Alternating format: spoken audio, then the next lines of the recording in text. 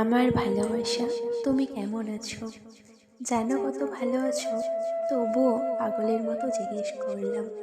বিরক্ত করব না, অনেক বিরক্ত করতাম তোমায়, হয়তো বা আর করবো না।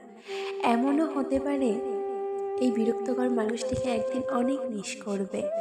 একদিন হয়তো মনে হবে যদি মানুষটাকে আর একটু বেশি দিনের মতো ভালোবাসতে পারতাম। হ্যাঁ, ঠিকই, একদিন তুমি ভাববে আর আজকে আমি আগের মতো নেই।